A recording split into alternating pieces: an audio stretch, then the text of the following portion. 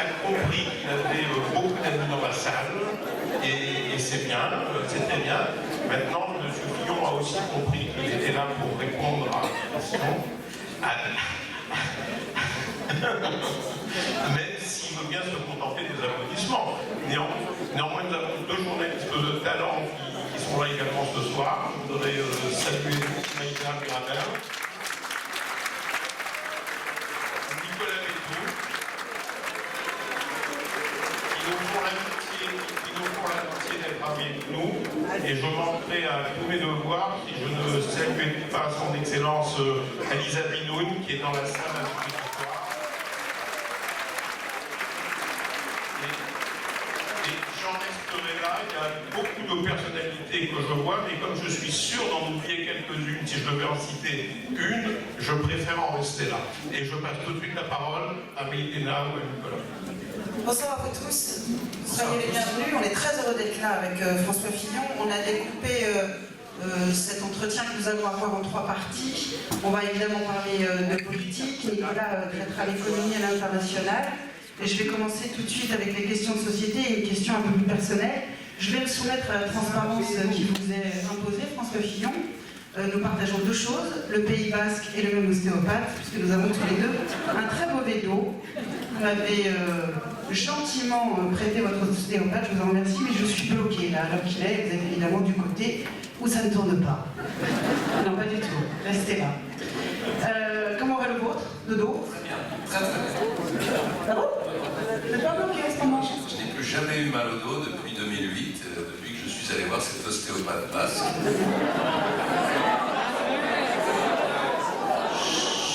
Il est en retraite, il ne reçoit que quelques clients. Je pense que si tous ceux qui sont ici ce soir allaient le voir, ça poserait un problème. Il est à Montmartre. Alors on vous entend souvent dire en ce moment, autour de vous, on entend souvent cette phrase, ceux qui ne tuent pas rendent plus fort. Visiblement, vous n'êtes pas mort. Êtes-vous plus fort pour autant? Bon, honnêtement, j'aurais aimé me passer de cet épisode et de ces traitements particuliers qui me sont infligés. Mais d'abord, il faut reconnaître que toutes les élections présidentielles dans le pays se sont traduites malheureusement par des crises comme celle-là, par des attaques personnelles, que ce soit le général de Gaulle, que ce soit Valéry Giscard d'Estaing, François Mitterrand, Jacques Chirac, Nicolas Sarkozy ont eu à subir ces attaques et ces mises en cause. Simplement, la violence est de plus en plus forte. La violence est de plus en plus amplifiée par notre système d'information et donc elle est plus difficile à supporter. Est-ce que j'en sors plus fort?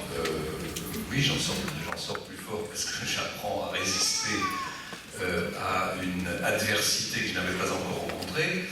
J'en sors plus fort parce que je ressens un soutien populaire et il s'est encore manifesté en entrant dans cette salle. J'en sors plus fort parce que j'ai une famille qui est très forte et très soudée. Et voilà, et j'en sortirai encore plus fort quand je gagnerai l'élection présidentielle. Alors,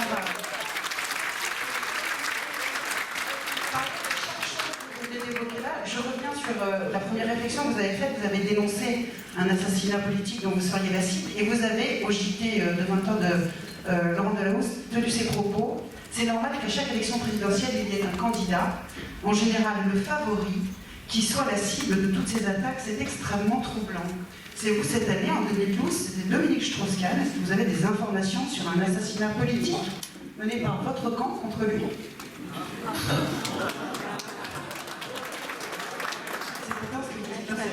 Non, mais je n'ai pas désigné les responsables de cette situation et je ne peux pas les désigner parce que, contrairement à certains, je n'ai pas à ma disposition de cabinet noir qui me permettent de conduire des enquêtes. Mais c'était un assassinat politique? Non, ce que j'ai voulu dire, je ne veux pas m'étendre sur ce sujet, puis je ne veux pas donner le sentiment. Oui, enfin, c'est important, mais je ne veux pas me donner le sentiment que je mets en cause les institutions de notre pays, en particulier la justice. Ce que je veux dire simplement, c'est que la situation politique dans laquelle on se trouve, avec une primaire qui a désigné un candidat avec une majorité très forte, un candidat de la droite et du centre, le déclenchement de ces enquêtes, de ces accusations, de cette polémique, moins de 2 mois avant l'élection présidentielle, pose un problème. Et il n'y a pas que moi qui dit que cela pose un problème. Certains de mes amis, pas tous, mais il y a une formidable interview que je vous invite à lire dans l'Express de Jean-Pierre Chevènement qui résume très bien, au fond, le caractère préoccupant de cette situation. Alors qu'on se comprenne bien, je ne prétends pas que les responsables politiques ne soient pas des justiciables comme les autres, c'est pas le sujet. Mais vous dites qu'il y a un traitement particulier. Il y a oui, bien sûr, il y a un calendrier particulier, il y a un calendrier judiciaire qui coïncide avec le calendrier politique, ce qui est étrange, et il y a un empressement qu'on n'a jamais vu sur des sujets pareils. Est-ce qu'avec le recul, il vous arrive de vous dire que vous avez été imprudent? Imprudent dans les affaires d'argent, imprudent dans vos amitiés, imprudent dans la gestion de tel ou tel cas familial, imprudent, simplement imprudent. Non, c'est pas le mot que j'emploierais parce que j'ai travaillé avec mon épouse pendant de très nombreuses années, comme un très grand nombre de parlementaires. Voilà, il y a des moments où, oui, enfin, dans les années 80, c'était plus qu'un tiers. Voilà, donc c'est une situation, ça je n'accepte pas que l'on mette en cause la réalité de ce travail. Ce que j'ai dit à plusieurs reprises, c'est que sans doute je n'avais pas senti suffisamment tôt que ces situations, pas seulement la mienne, mais ces situations au Parlement, prêtaient à confusion et à soupçon. Et qu'il fallait donc soit y mettre un terme, soit les réglementer d'une manière différente. Et c'est ce regret naturellement que j'ai aujourd'hui et qui m'a conduit à présenter des excuses aux Français. Vous ne regrettez pas ces excuses? Non, de toute façon, je ne regrette jamais rien. Moi, je me suis tourné vers l'avenir et pas vers le passé. Certains vous ont découvert après cette crise pugnace, déterminée, solide, à croire qu'il n'avait pas compris que pour passer 5 ans à Matignon aux côtés de Nicolas Sarkozy, il fallait bien au moins ces 3 qualités. Certains électeurs aussi vous ont découvert. C'était beaucoup moins difficile que ce que je suis en train de dire, j'avoue. Et d'ailleurs, vous aviez pas Et très valorisant. Votre camp vous a longtemps sous-estimé, François Fillon, certains de vos éventuels électeurs aussi. Pourquoi? Et quelle est votre responsabilité dans le fait qu'on ne vous perçoive pas comme vous êtes? Vous êtes psychanalyste? Non, je suis journaliste, je vous pose une question et c'est important. C'est vous qui le dites, l'élection présidentielle, c'est la rencontre d'un peuple avec quelqu'un. Qui êtes-vous? C'est à la base. D'abord, moi, je sais que c'est très difficile à dire quand on est candidat à l'élection présidentielle, mais je n'ai pas cette ambition chevillée au corps. Je ne suis pas né en me disant je vais être président de la République un jour. J'y pense pas tous les matins en me rasant. Je n'y pensais pas tous les matins en me rasant. Quand je suis devenu député, je n'imaginais pas qu'un jour j'entrerais au gouvernement. Puis un jour je suis entré au gouvernement, je n'imaginais pas qu'un jour je serais Premier ministre. Et il y a très peu de temps que j'ai décidé d'être candidat à l'élection présidentielle. Après l'échec de Nicolas Sarkozy à l'élection de 2012, si Nicolas Sarkozy avait été réélu en 2012, j'avais déjà annoncé mon intention de quitter la vie politique et d'aller démontrer que j'étais capable de faire autre chose ailleurs. Après cet échec, j'ai considéré qu'il y avait un flambeau à reprendre, il y avait des valeurs à défendre, il y avait des enseignements à tirer de ce qu'on n'avait pas pu faire pendant le quinquennat de 2007-2012, malgré l'impulsion initiale qui avait été mise. Et donc j'ai décidé de faire le tour de France, de bâtir un projet, de lancer ma candidature. Mais vous voyez, à chaque fois, ce sont des démarches qui ne traduisent pas une ambition démesurée. Et peut-être que dans ce monde politique, c'est un caractère étrange. Mais votre détermination, on pourrait l'apercevoir. Alors, quant à ma détermination, elle a été sous-estimée à plusieurs reprises, notamment à l'occasion de l'élection à la primaire, n'est-ce pas? Parce que je vous rappelle que jusqu'au dernier moment, tous les observateurs expliquaient que naturellement je n'avais aucune chance dans cette élection, et 15 jours avant, je faisais 9% dans les sondages, ce qui me rend plutôt optimiste pour la suite des événements. Est-ce que vous pourriez nous aider et nous dire à quel héros de la littérature française vous aimeriez que l'on vous compare? C'est 2 fois que vous soutirez à la question, François Fillon. Ah, le public a quelques idées, lui. Bayard, je connais un Intrépide. C'est un héros ou un personnage? Comme vous voulez. Plutôt Clémenceau. Clémenceau. Pour Clémenceau, je me souviens. Bon, c'est un Vendéen. Clémenceau, je n'ai pas le souvenir qu'il était président.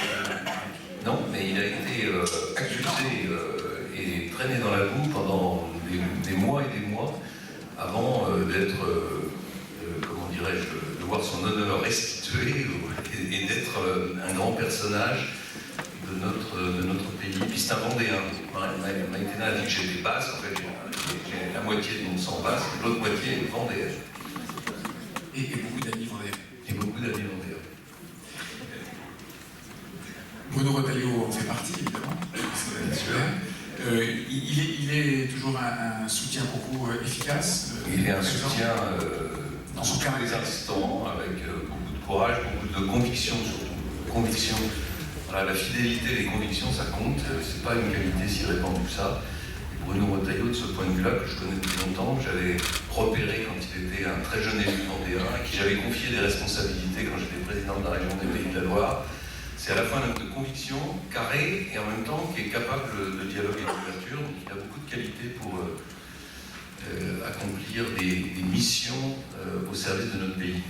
Au travers de cette crise, je me demandais si vous restiez le candidat que vous vouliez être. Vous êtes aujourd'hui un candidat un peu de la colère et plus celui de la probité. Est-ce que ça vous va?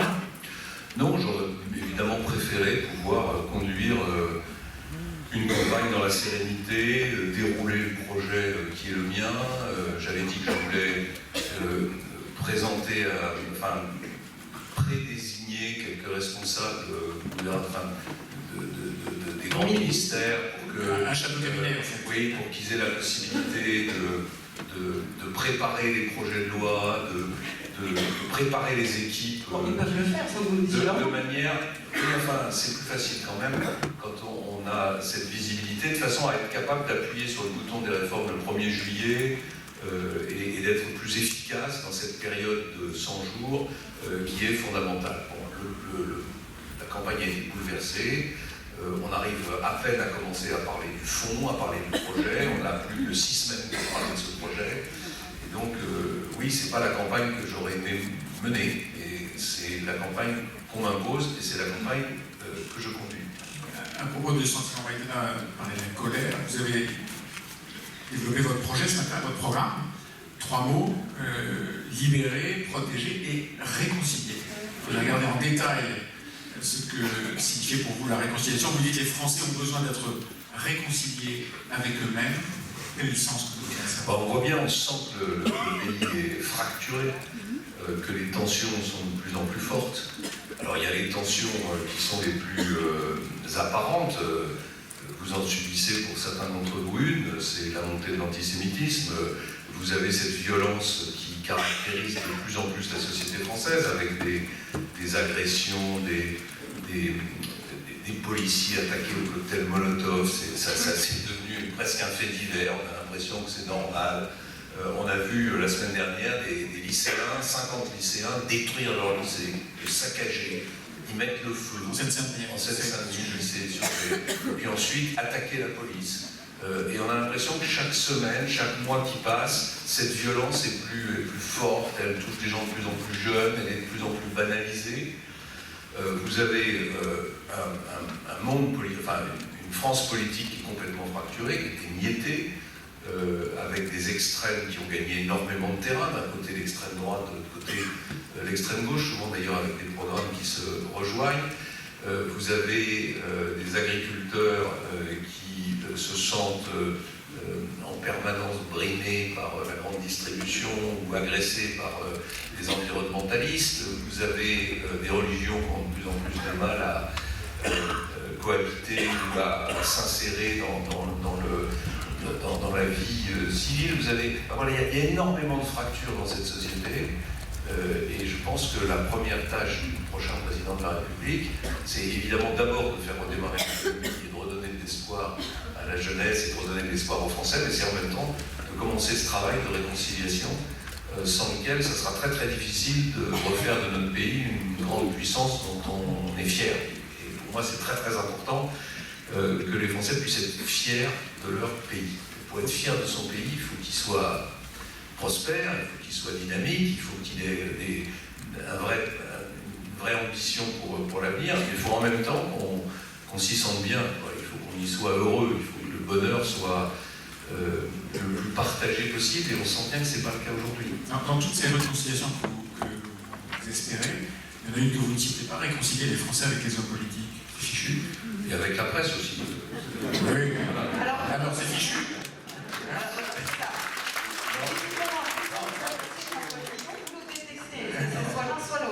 Non, mais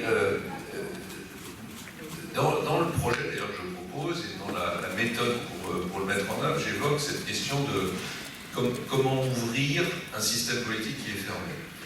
Mais ça ne concerne pas que le système politique. En fait, toutes les sociétés qui sont un peu décadentes, qui sont en déclin, ont ce réflexe de fermeture sur elles-mêmes.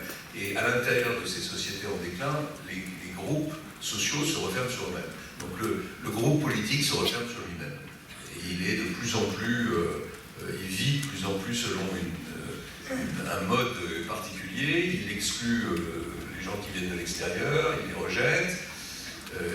Les syndicats font la même chose, beaucoup de groupes humains, les religions, quand elles sont agressées, ont tendance elles aussi à vouloir se replier sur elles-mêmes. Enfin, voilà, on a ce phénomène, et je pense que les politiques, qui sont censés incarner une représentation de la nation, sont particulièrement rejetés pour cette raison-là. Donc il faut moderniser la démocratie. Et moderniser la démocratie, ça veut dire trouver des nouvelles façons de faire fonctionner la démocratie. Honnêtement, je ne les connais pas. On peut penser que la démocratie représentative, qu'on connaît, c'est la fin de l'histoire. Il y a eu le pouvoir absolu, puis ce pouvoir absolu a fait des concessions, et puis il y a eu la Révolution, il y a eu la République, il y a eu la démocratie, et voilà, l'histoire est terminée. Non, l'histoire n'est pas terminée. Les hommes vont continuer à vouloir plus de liberté, individuelle, plus de possibilités pour participer à la vie de la cité, et il faut donc trouver le moyen de mieux les associer, sans que ce soit le désordre et l'incurie.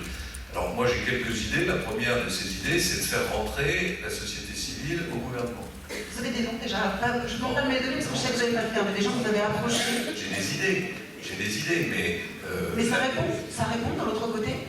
Oui, ça répond. C'est assez rare. Enfin, c'est pas si on veut un gouvernement avec 15 ministres, on ne demande pas de candidat, bien sûr, pas de problème.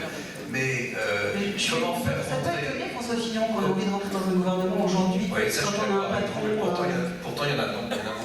Ce sont des gens qu'on connaît ou vous allez nous étonner? Oui, enfin, non, mais n'essayez pas de me tirer des verres du nez, je ne dirai rien. Ce qui est vachement, c'est ma première idée. C'est une première idée, mais il n'y a pas beaucoup d'exemples. Par contre, il n'y a pas beaucoup d'exemples dans la vie politique de personnages issus de la société civile.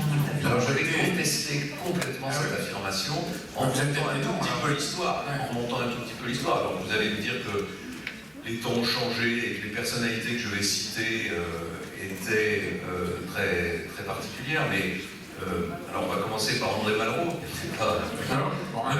Simone Veil n'était pas élue quand elle est entrée au gouvernement. Pierre Messmer n'était pas élu quand il est entré au gouvernement. Raymond Barre, Georges Tombier n'était pas élu quand il est entré au gouvernement. On pourrait prendre quelques exemples à gauche pour ne pas penser. Alors je ne vais pas aller. Emmanuel Macron. Complètement. Mais on pourrait parler de Claude Allègre. On pourrait aimer Claude Allègre, mais personne ne peut contester que ça a été un ministre avec de l'autorité, avec quelques idées originales.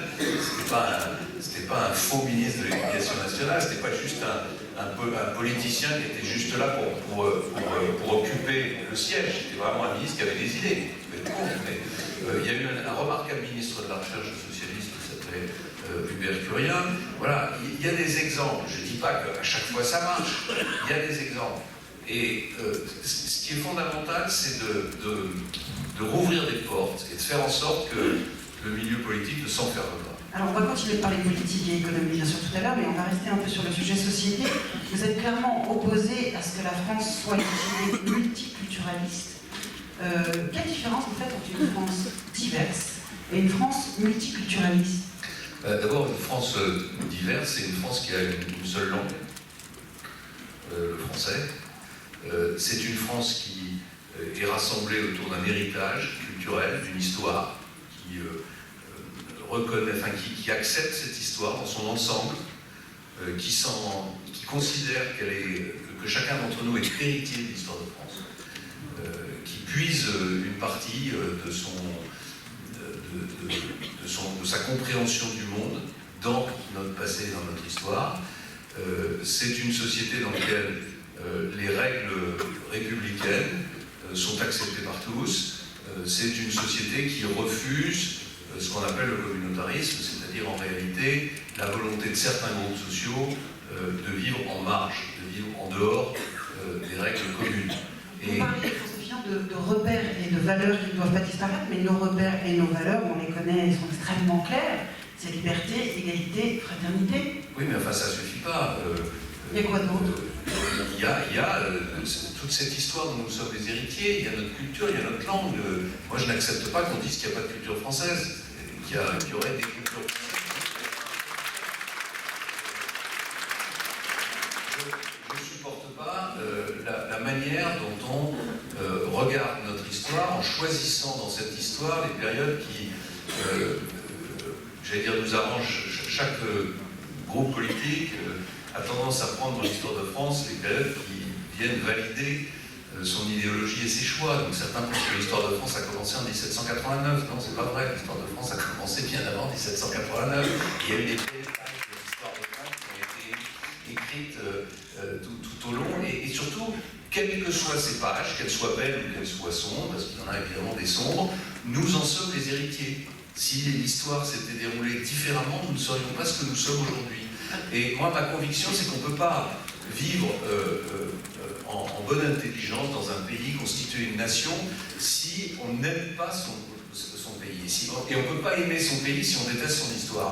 Voilà, c'est la raison pour laquelle je pense que cette question de l'acceptation de notre histoire, elle est fondamentale et elle nous rassemble. Alors après, chacun vient d'horizons différents, a sa propre histoire, amène et enrichit la culture française, mais à partir de cette espèce de tronc commun qui est constitué de notre langue, de notre culture, de notre histoire, de nos règles républicaines.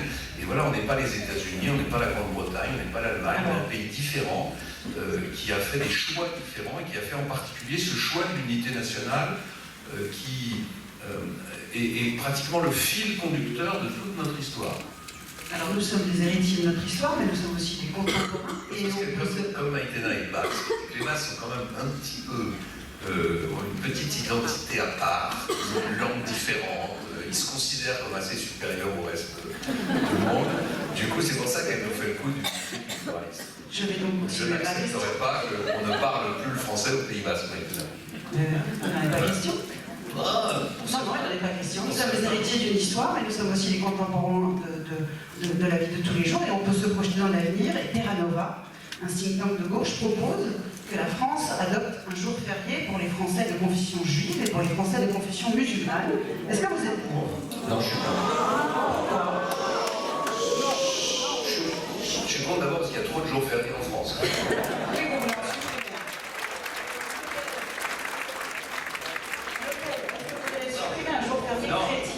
On ne va pas supprimer les jours fériés, je dis qu'il y en a trop.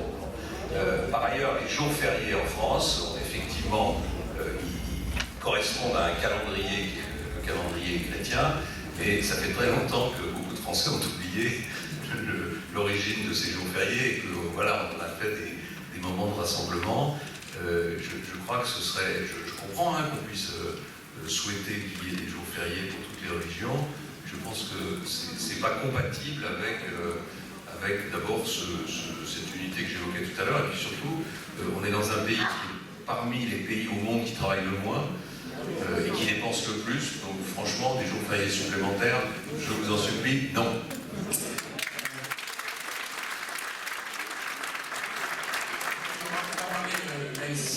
S'il fallait supprimer des jours fériés qui sont ancrés dans notre histoire depuis des siècles, vous voyez le traumatisme que ça va causer à une grande partie de la population française. Donc je pense que c'est vraiment un mauvais débat.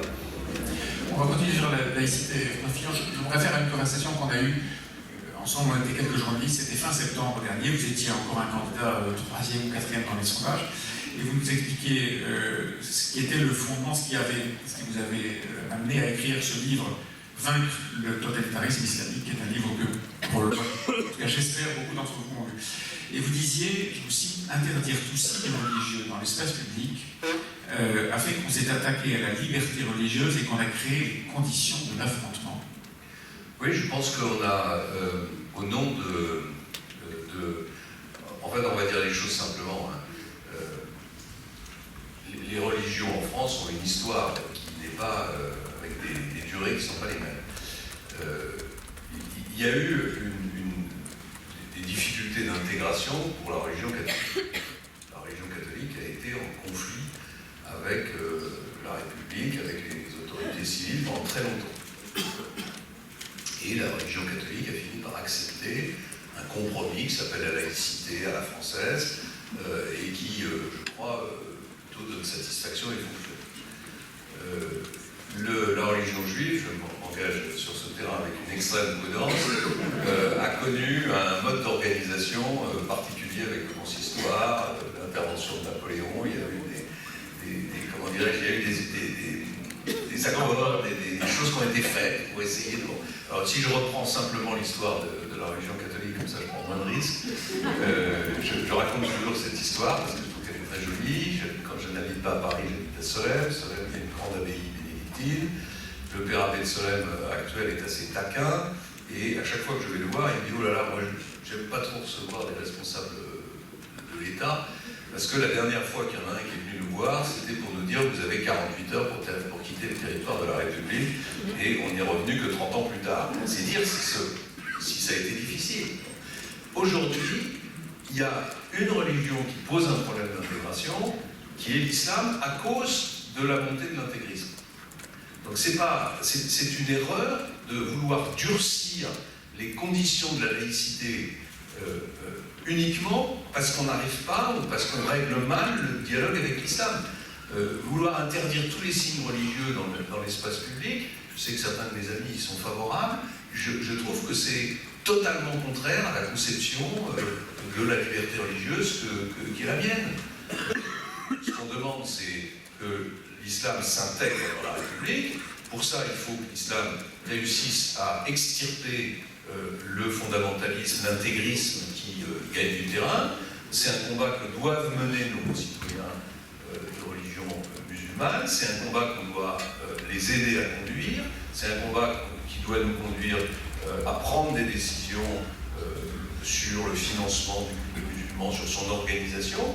Mais ce n'est pas un combat qui doit conduire à supprimer la liberté religieuse dans notre pays, ou en tout cas à la réduire de façon très importante pour régler uniquement la question qui est posée aujourd'hui avec le culte musulman. Une précision sur le financement, parce que c'est dans la loi de 1905, vous voulez la faire bouger? Non, justement, non. Pas. Non, je considère que les financements étrangers du culte musulman aujourd'hui posent problème. Alors, je pense qu'il faudrait d'abord beaucoup plus de transparence. Et je pense qu'il faut que nos concitoyens musulmans ne soient plus autant dépendants de financements étrangers. Donc ils financent eux-mêmes leur mosquée. Dans certains viennent de pays qui sont des pays dont on sait qu'ils sont les sources de l'intégrisme. Alors on me dit, mais ça serait injuste parce que les catholiques ont un financement public pour les églises. En réalité, il faut quand même remettre les choses à leur place. Les communes entretiennent les églises parce que c'est le patrimoine culturel de notre pays. On ne voit pas très bien comment on se débarrasserait des églises et comment on les laisserait tomber en ruine, mais pour le reste, le culte catholique n'a pas de financement public. Les prêtres ne sont pas payés par l'État, ils sont payés par les deniers du culte. La religion juive ne bénéficie pas de financement public. Donc je ne vois pas pourquoi les autres religions, enfin en tout cas la religion musulmane, ne pourrait pas fonctionner avec les dons des fidèles, ce qui permettrait d'enlever une des sources, je généralise un peu trop vite, mais une des sources de cet intégrisme qui est le financement de certains pays étrangers. On parlera plus tard de l'international, mais vous pensez qu'aujourd'hui la France a des relations, trop accommodantes avec un certain nombre de monarchies du Golfe? En tout cas, on ne dit pas la vérité. Qui ne dit pas la vérité? La France, le gouvernement français depuis longtemps, les gouvernements européens, les gouvernements occidentaux ont fait des choix stratégiques, des choix d'alliance qui sont souvent guidés par des considérations économiques. Je ne les écarte pas. Je ne dis pas qu'il ne faut pas avoir de considérations économiques, mais je trouve parfaitement anormal que la France se soit enfermée dans un seul camp. Grosso modo, qu'elle soit du côté de l'Arabie Saoudite dans le conflit qui oppose les sunnites et les chiites. C'est une erreur. La France n'aurait pas dû être dans un camp. devrait être dans aucun camp d'ailleurs, il devrait parler à tout le monde. Et on voit bien que la relation particulière que la France entretient avec l'Arabie Saoudite est quand même plus inspirée par des considérations économiques que par des considérations politiques, éthiques, morales, qui devraient entrer en ligne de compte. Et donc clairement, il faut durcir la position vis-à-vis, par exemple, de l'Arabie Saoudite. Oui, il faut leur dire les choses, il faut dire à l'Arabie Saoudite qu'on souhaite évidemment dialoguer avec eux, qu'on souhaite avoir les meilleures relations du monde avec eux, mais qu'il n'est pas possible de fermer les yeux sur le fait que ce pays abrite les principaux penseurs de ce courant totalitaire que je décris dans mon livre, et qui est en train de prendre une importance dans le monde considérable et qui devient une menace pour la paix du monde. Ce n'est pas seulement un problème de terrorisme, c'est même pas seulement un problème pour le Moyen-Orient, c'est aujourd'hui un phénomène qui a largement déstabilisé le Pakistan, l'Afghanistan, la Syrie, l'Irak, le Yémen, la Libye, et qui descend à travers le Sahel jusque en Afrique occidentale. François Fillon, pardon, un petit retour en arrière. Il me semble que le gouvernement dont vous étiez le chef avait des relations privilégiées avec le Qatar.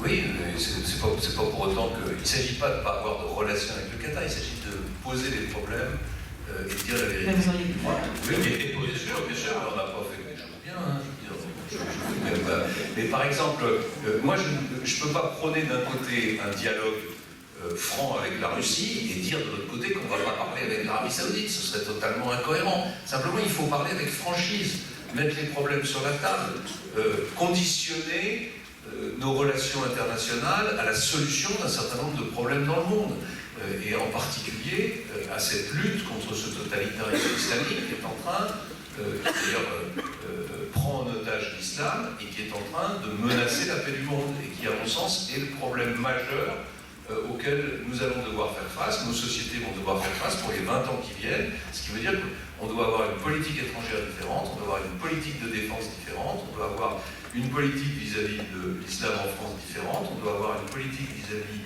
de l'immigration et du contrôle de nos frontières différentes à cause de ce danger, et une politique européenne différente à cause de ce danger qui devient un danger majeur. Alors je reviens dans l'Hexagone. On revient dans l'Hexagone et j'avoue que le début de votre intervention sur la laïcité m'a étonnée, puisque vous dites que les lois de la République prévalent, et on va aborder une question qui inquiète beaucoup ceux qui nous écoutent ce soir. Les lois de la République prévalent, y compris sur les consignes religieuses. Est-ce que vous avez l'abattage rituel dans le collimateur? Ah là là, il faut que je vais m'expliquer sur ce sujet, parce que c'est le sparadrap qui me colle au doigt depuis. Eh bien, nous vous écoutons. Il y a en France une loi qui prévoit que les animaux, avant d'être tués, doivent être étouffés. C'est la loi de la République.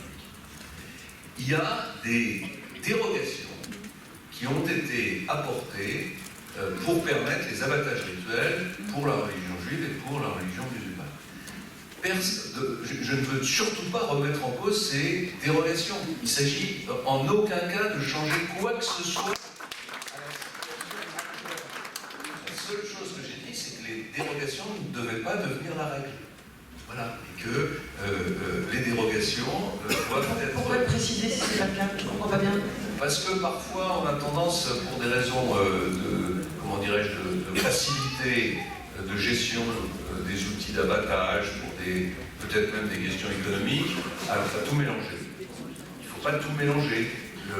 L'abattage rituel est destiné aux personnes qui souhaitent consommer des animaux bien qu'abattus rituellement. Et pour le reste, ça doit être la règle commune qui s'applique. Dans ce livre que j'ai déjà cité sur le terrorisme islamique, vous définissez ce que c'est que ce terrorisme islamique. 3 éléments constitutifs. Le culte de la violence meurtrière, la haine de la modernité et l'antisémitisme. Les 2 premiers, on les voit se développer. Est-ce que vous voyez se développer aussi à la même vitesse, avec le même danger, le 3e? Bien sûr. Je ne peux pas vous raconter comment dirais-je, j'allais dire une anecdote, mais elle est tellement violente qu'une anecdote. Il y a quelques mois, je m'étais rendu en Iran et j'avais l'occasion de passer un long moment avec l'ayatollah Rafsanjani, l'ancien président iranien, qui est décédé il y a quelques semaines. Et à l'issue de cet entretien, vers la fin de l'entretien, alors que nous évoquions les sujets du Proche-Orient, le Liban et Israël, l'ayatollah Sanjani m'a dit il faut que les Juifs quittent Israël. Alors honnêtement, je lui ai dit mais qu'est-ce que vous voulez dire il faut qu'ils partent, monsieur. Ça n'a aucun sens de dire un truc pareil. D'abord, ils ne partiront pas, et ensuite, vraiment, ils sont chez eux. Et donnez-moi une seule raison pour laquelle ils pourraient rester. Oui, ils étaient là il y a 2000 ans. Et il me regarde, il dit nous, il y a 5000 ans, on était en Inde, on ne va pas y retourner.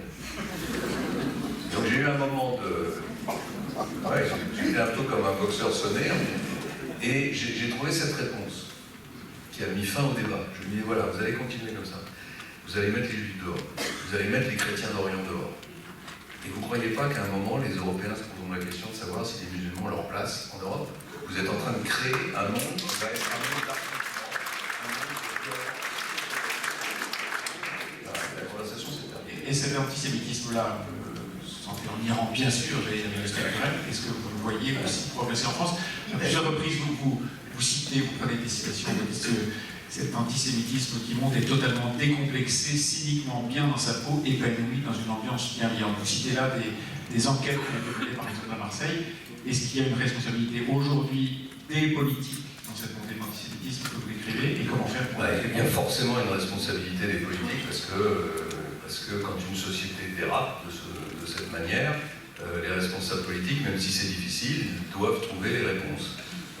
Je dis que c'est difficile, c'est un sujet dont on parle souvent avec les dirigeants du CRIF, avec les dirigeants de la communauté juive. Comment dirais-je, le gouvernement français fait tous ses efforts, mais c'est pas suffisant. Pourquoi c'est pas suffisant? Parce que, au fond, on ne s'attaque pas au mal, à la racine. Protéger les écoles, protéger les lieux de culte, punir sévèrement les actes antisémites, c'est bien, mais ça n'éradique pas l'antisémitisme. Si on veut éradiquer l'antisémitisme, c'est l'éducation. C'est là l'éducation. Oui, j'ai une question à ce sujet. Les quartiers nord de Marseille, c'est à peu près 280 000 habitants. Savez-vous combien il y a de bibliothèques? Sûrement pas assez. Il y en a 2. Mais il n'y a pas que ça, quoi. Il y a les écoles qui ne fonctionnent plus, Mais ça fabrique. on a abandonné. C'est de l'abandon de l'État, ça, François Fillon. Oui, non, les bibliothèques, c'est les collectivités locales. Oui, c'est de. Mais je ne veux pas porter la responsabilité sur le maire de Marseille, parce qu'il va me téléphoner demain matin.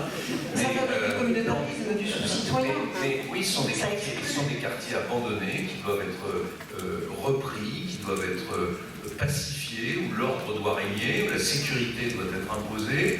Et où la culture doit arriver, où l'égalité des chances. L'école, d'abord, avant de parler des bibliothèques, l'école, le premier échec de la République, c'est l'école. L'école n'intègre plus. L'école fabrique de l'exclusion. L'école fabrique chaque année des dizaines et des dizaines de milliers de jeunes et d'enfants qui sortent sans aucune qualification. C'est-à-dire qu'en grosso modo, ça va à peine lire et écrire. Et c'est eux qui sont en train de gonfler les cohortes de jeunes qui, au fond, n'ont pas d'avenir, considèrent qu'ils n'ont pas d'avenir. Et comment on peut avoir de l'avenir dans une société aussi complexe que la nôtre, aussi moderne que la nôtre, quand on ne sait pas écrire, quand on ne sait pas lire, quand on s'exprime de façon aussi imparfaite, avec aussi peu de vocabulaire. Donc l'échec de l'école, c'est la source première de nos difficultés. Pour lutter contre cet échec, jusqu'à maintenant, on a eu une seule politique qui a consisté à essayer de mettre plus d'enseignants, à moderniser un peu l'enseignement et on est resté au fond avec le même modèle pour tout le monde.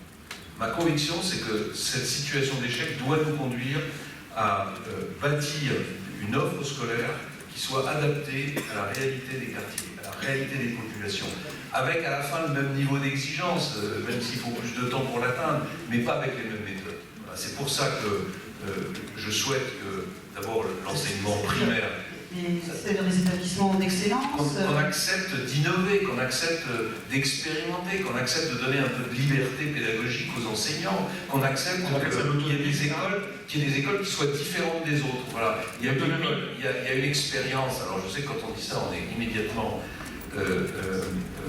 cataloguer, mais il y a une expérience qui s'appelle Espérance banlieue. Je suis allé il n'y a pas très longtemps visiter une école d'Espérance banlieue, je crois que c'était en Seine-Saint-Denis, je suis plus sûr. Donc on est accueilli par des enfants en uniforme qui montent des couleurs, qui chantent la Marseillaise. Il y a une ambiance très particulière, il y a une ambiance de travail, il y a une ambiance de concentration. Comment? C'est le service militaire. Non, ça ne veut pas service militaire, c'est une école. Non, mais Et à la fin de ma visite, j'ai rencontré 3 mères de famille. 3 mères de famille musulmanes qui avaient mis leur enfant dans cette école. Et je leur ai dit, pourquoi vous avez mis votre enfant dans cette école? Et ils m'ont répondu, parce qu'à l'école publique, il y a de la discrimination. Voilà, discrimination pas du fait des enseignants, discrimination du fait des élèves dans la cour, etc. J'ai pris ça comme un coup dans l'estomac. Si l'école publique aujourd'hui est une école qui discrimine et qu'il faut aller dans une école qui est d'obédience catholique pour ne pas retrouver cette discrimination, c'est quand même qu'il y a un truc qui ne marche pas. Donc voilà, moi je veux qu'on accepte de reconnaître que le même système qui était construit pour fabriquer des élites ne fonctionne pas aujourd'hui compte tenu de la diversité, compte tenu de la difficulté d'être dans certains quartiers. Donc il faut un enseignement adapté. Et cet enseignement adapté, il doit être pour une part publique, pour une part privée. Voilà, il faut qu'on fasse, qu'on ouvre les portes et qu'on accepte. Deux questions sur ces sujets. Un, vous avez expliqué qu'un certain nombre de pédagogistes fous avaient mis le feu à notre école. C'est qui ces gens-là? C'est le Conseil national des programmes, tous ces gens qui pondent des pédagogies fumeuses que les enseignants eux-mêmes ont du mal à comprendre. Je ne parle pas des parents d'élèves, naturellement, qui sont incapables. Et donc tout cela, vous en faites quoi? Vous les remplacez? Moi, je me permets de supprimer le Conseil national des programmes.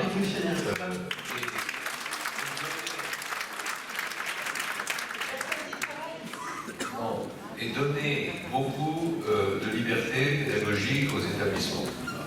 Il faut les contrôler, il peut y avoir des évaluations très rigoureuses, mais un enseignant qui a de l'expérience, il sait souvent comment il faut faire.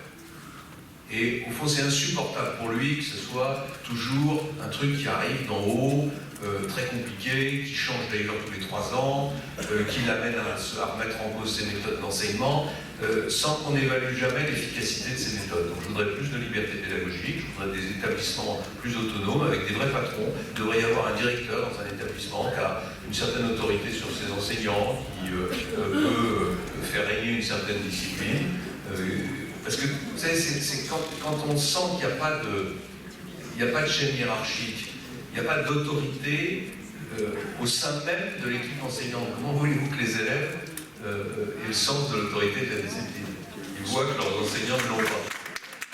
Sur le rapport entre enseignement public et enseignement privé, vous avez à plusieurs reprises évoqué la possibilité de remettre en cause, qui est au fond un usage. Il n'y a pas de règle écrite, je crois que c'est un accord qui a été passé entre François Mitterrand et l'Église catholique au moment de la guerre scolaire en 1984. 20% en gros de l'école est confiée au privé. Est-ce que vous voulez remettre en cause cette règle non écrite et oui, je voudrais monter la part de l'enseignement privé, confessionnel éventuellement, dans l'école de... Je voudrais que cette règle ne soit plus aussi contraignante et qu'on accepte, lorsqu'il y a des demandes fortes pour aller vers l'enseignement privé, de satisfaire ces demandes. Et puis surtout, je voudrais, et c'est ça le plus important. De toute façon, les limites, elles existent parce que c'est le budget, c'est les affectations d'enseignants, donc il ne s'agit pas. L'objectif, c'est pas de réduire la part d'enseignement public, mais c'est d'accepter qu'il y ait de la différence. C'est d'accepter qu'il y ait des modèles éducatifs différents, et surtout, c'est d'accepter qu'il y ait des innovations. C'est-à-dire que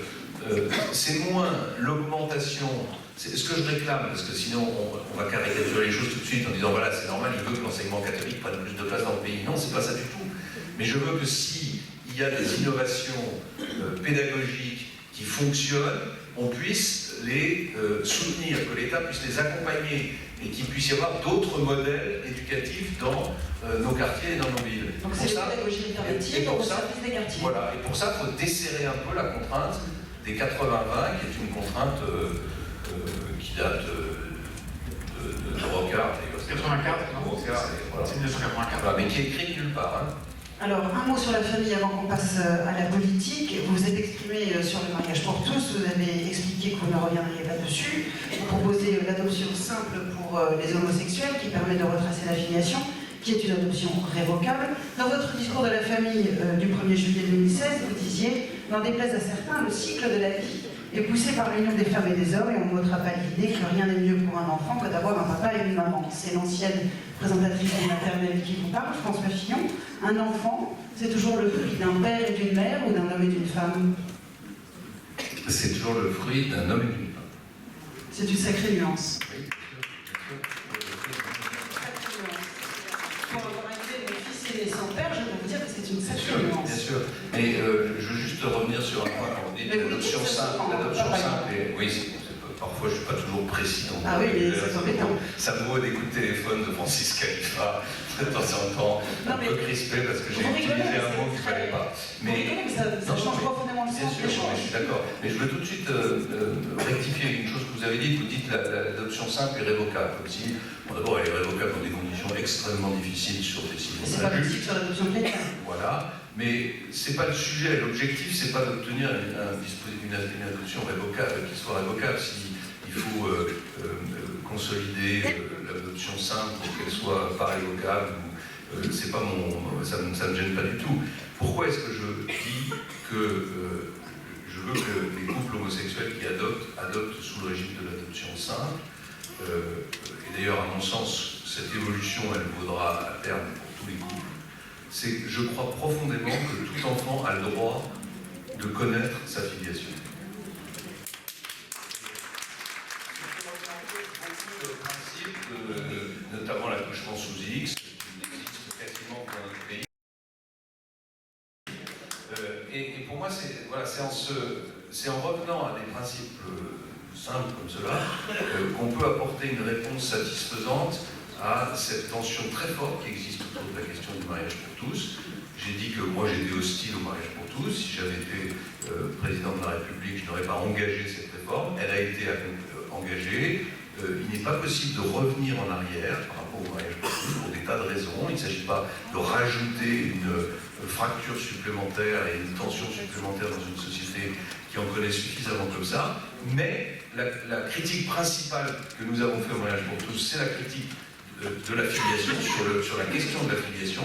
Et donc, je dis qu'il faut inscrire dans la loi le fait qu'un enfant est toujours le fruit d'un homme et d'une femme, pas trompé, et donc un enfant a toujours le droit de connaître sa filiation. Et à partir de ce moment-là, ça change les règles de l'adoption. Alors, juste, je développais ça, ce sera la dernière question sur la famille. On passe aux politiques. Vous venez de dire que ce que vous déclariez avait des conséquences. Vous avez dit que la PMA, la procréation médicalement assistée, doit être réservée aux couples hétérosexuels stériles. Si les limites de la biologie prévalent pour les homos, pourquoi pas pour les hétéros?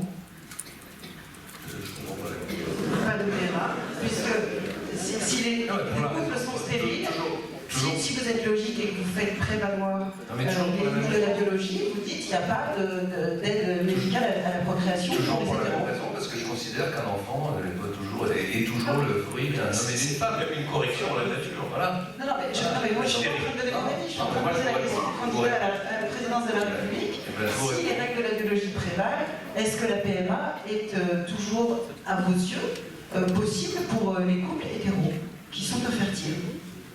Oui, bien sûr, comme une assistance, comme la réparation d'une difficulté, d'un problème, mais ça ne doit pas conduire à concevoir des enfants en dehors d'un homme et d'une femme. Voilà, c'est ça Pardon, mais je suis un peu basique sur ce sujet. Aujourd'hui, vous ne faites pas partie des deux finalistes dans les sondages qui vous mettent. Ça, les sondages. Je sais. Qui vous mettent quelques points derrière les deux qui font la course en tête pour l'instant. Quand est-ce que les choses se cristalliseront à votre avis? Ou elles se cristalliseront, compte tenu du désordre de cette campagne, elles se cristalliseront dans les derniers jours, dans la dernière semaine quasiment. Donc c'est des débats, par exemple, des débats télévisés vont compter beaucoup? C'est pas seulement les débats télévisés vont compter, mais c'est surtout le moment où les Français ont le sentiment qu'ils ont une responsabilité en mettant un bulletin dans l'urne. Vous n'avez pas de responsabilité quand vous répondez à un sondeur. c'est pas du tout la même chose de dire ah je vais voter pour Marine Le Pen ou je vais voter pour je ne sais qui. Quand vous mettez le bulletin dans l'urne, c'est quand même un acte différent. Et moi ma conviction c'est que c'est à ce moment-là que les choses se cristallisent. Bien sûr les débats à la campagne auront une influence, mais les sondages ne reflètent pas, ne peuvent pas refléter dans une société aussi liquide que celle que nous connaissons, le moment de la décision.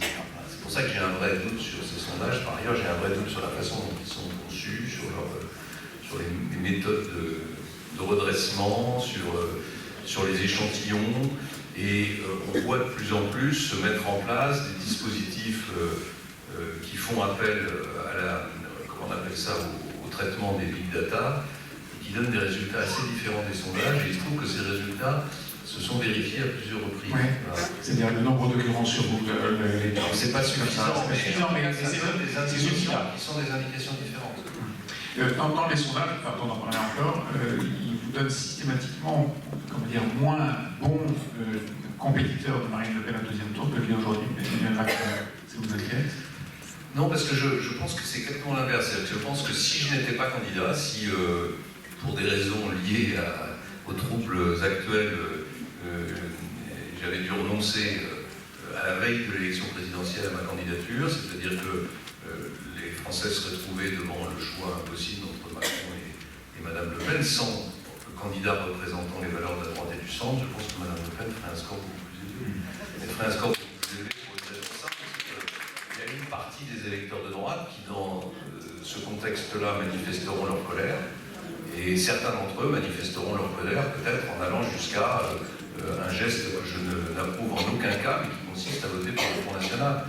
Voilà. Aujourd'hui, compte tenu de tout ce qui me tombe dessus tous les jours, c'est pas anormal que dans un sondage, je fasse moins que M. Macron face à Mme Le Pen.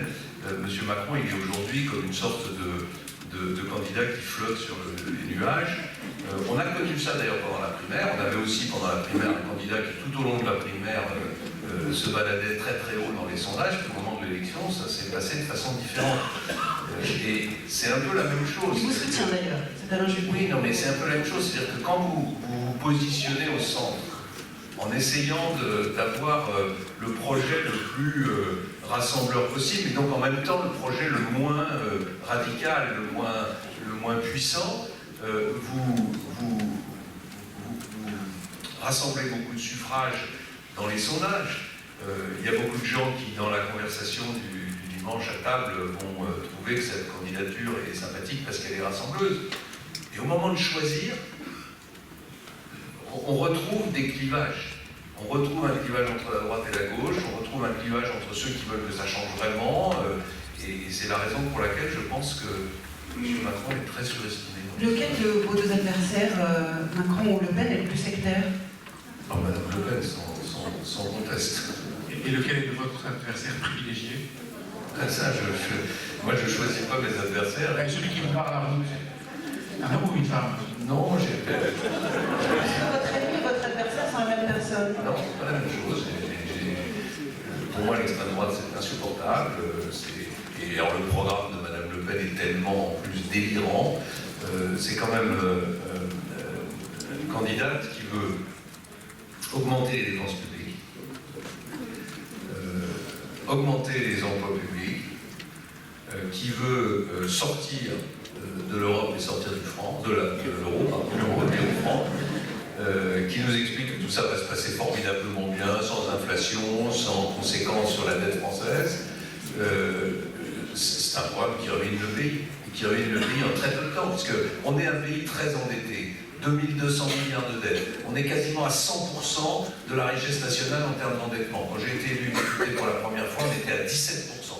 On est à 100% aujourd'hui, 97 ou 98. On est dans la zone rouge, on est dans la zone de l'Italie, du Portugal, de l'Espagne, pour ne pas parler de la Grèce. Et Mme Le Pen nous explique qu'en revenant au franc, en quittant la sécurité que nous apporte avec ses inconvénients la monnaie européenne, nos créanciers vont continuer à nous prêter des milliards sans aucune discussion. Chacun sait que c'est pas vrai, et que ces créanciers vont exiger des taux d'intérêt très élevés pour prêter à un pays qui sera un pays dangereux, qui sera un pays fragile, et c'est l'explosion de notre économie et de notre pacte social en très peu de temps. Donc Madame Le Pen, au-delà même des idées sectaires qu'elle véhicule, elle est terriblement dangereuse à travers le programme économique qui est le sien. Alors, imaginons que vous êtes élu en mai prochain. Vous faites un seul mandat. C'est ce que j'ai toujours dit. Je ne pense pas qu'il faille inscrire. Vous allez trouver que ma réponse est ambiguë. Mais je suis contre cette idée d'inscrire dans la Constitution ou dans les textes le fait que le président de la République fait un seul mandat. Pourquoi? Non, c'était pas ma question. Non, d'accord. Mais moi, je considère... La Constitution, c'est 2 mandats maximum aujourd'hui. Oui, je considère que l'objectif qui est le mien, c'est de redresser le pays. Et pour redresser le pays, il faut mettre le paquet... Ça serait formidable, disant, mais il faut déjà, dans un pays qui a connu beaucoup d'alternances qui n'ont pas permis le redressement national, il faut frapper très fort dans les premiers mois. Il faut être capable d'impulser des changements qui vont modifier la donne, qui vont modifier le regard que les Français portent sur leurs institutions, leur système politique, qui leur redonnent confiance. C'est très difficile. Ça doit rendre assez impopulaire, de mon point de vue. Donc il faut assumer. Et donc il faut assumer ça. Et si vous rentrez dans ce combat avec l'idée qu'il faut vous préserver, qu'il faut préserver vos forces pour le deuxième mandat, vous êtes sûr de rater. Donc la dernière fois qu'on avait parlé, vous m'avez répondu à un souffle, un seul mandat, parce que je ferai des trucs tellement durs. Pas tellement durs. C'était votre phrase. Ce sont des choses qui sont difficiles par rapport à ce qu'on a fait depuis 25 ou 30 ans. C'est-à-dire que, au lieu de contourner les obstacles et d'effleurer les réformes, moi je propose d'y aller vraiment. Alors vous agissez vite, très vite. Vous dites dans les premières semaines, vous faites un certain nombre de réformes. Accessoirement, vous n'avez plus prononcé, ni ce matin à Europe 1, ni pendant la conférence de presse, le mot ordonnance. Si. Ça m'a échappé. Non, moi je propose trois grands paquets de réformes entre juillet et octobre. Un paquet sur la réforme du droit du travail, sur la réforme du marché du travail, dans lequel je mets les 35 heures, la suppression des 35 heures, le nouveau code du travail qui est réduit à ce qu'on appelle les normes sociales fondamentales, 300 pages, les nouveaux contrats de travail et tous les sujets qui touchent au marché du travail. Le deuxième, alors on verra si c'est par ordonnance ou si il y a une partie par ordonnance et une partie avec des textes législatifs. Moi, je ne veux pas m'enfermer dans un système. J'utiliserai les ordonnances à chaque fois que j'en aurai besoin. En fait, l'ordonnance, elle est utile quand vous avez des choses très complexes que vous voulez passer dans un temps assez court. Parce que vous demandez au Parlement de se prononcer une fois et d'habiliter le gouvernement à rédiger les textes. Et ensuite, vous redemandez au bout de 6 mois au Parlement de valider vos ordonnances. Si je prends l'exemple du droit du travail, je pense qu'il faut aller vite. Et je ne suis pas sûr que ce soit intelligent de revenir 6 mois après sur le sujet. Il faut peut-être faire passer une loi plus rapidement qu'une ordonnance. Donc le deuxième paquet, c'est le paquet fiscal, c'est-à-dire toutes les mesures sur la réforme de la fiscalité du capital, les mesures permettant d'augmenter le pouvoir d'achat, en particulier des classes moyennes, c'est la baisse des charges que je veux mettre en œuvre, non seulement pour les entreprises, mais pour les salariés, les mesures, l'augmentation de 2 points de la TVA pour financer une partie de la protection sociale, c'est le deuxième paquet. Puis le troisième paquet, ce sont des mesures qui permettent d'enclencher la baisse de la dépense publique, donc c'est la réforme de l'État, ce sont des mesures à destination des collectivités locales pour mettre en œuvre le programme qui permet en 5 ans de revenir à l'équilibre des comptes publics, c'est-à-dire de baisser de 100 milliards la dépense publique, ce qui a l'air énorme quand on le dit comme ça, et qui est très peu quand on y réfléchit, puisque sur 1700 milliards de dépenses publiques, ça fait finalement qu'un tout petit pourcentage. Ça fait 20 milliards. Une question, une précision. Vous n'avez pas, ni ce matin, ni aujourd'hui, ni à l'instant, prononcé le mot ISF. Vous supprimez bien l'ISF. C'est dans votre programme écrit, mais comme vous ne dites plus, je me dis ça. Peut-être Non, je le dis une fois sur deux. Non, l'ISF pour moi, c'est pas négociable. Pourquoi? Parce que je veux qu'on reconstitue une capacité d'investissement française. Je veux qu'on ait de nouveau des investisseurs français. Je veux qu'on reconstitue un capitalisme français. Donc vous supprimez. Donc je supprime l'ISF immédiatement. Je mets en place.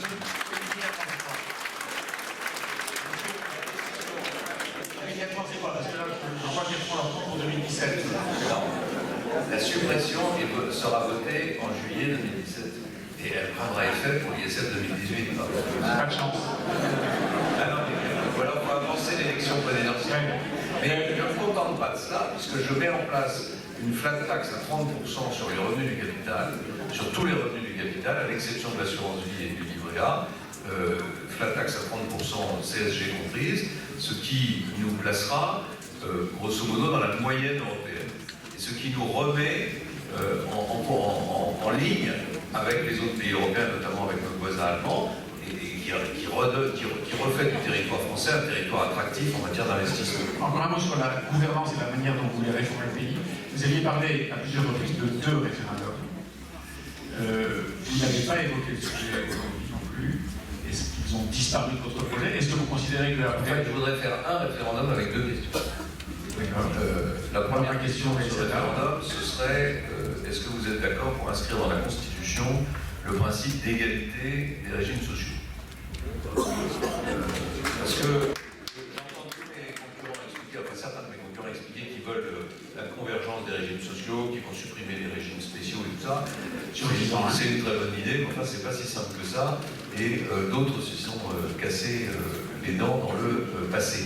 Et il me semble qu'en inscrivant dans la Constitution le principe d'égalité des régimes sociaux, on crée une contrainte extrêmement puissante sur le législateur pour progressivement enclencher cette convergence. J'ajoute que depuis la réforme de la Constitution de 2008, les Français, les citoyens peuvent saisir le Conseil constitutionnel eux-mêmes. Donc je ne doute pas que certains saisiront le Conseil constitutionnel sur cette question. Et la deuxième question dans le même référendum, ce que je voudrais être sûr de gagner, c'est la diminution du nombre de parlementaires.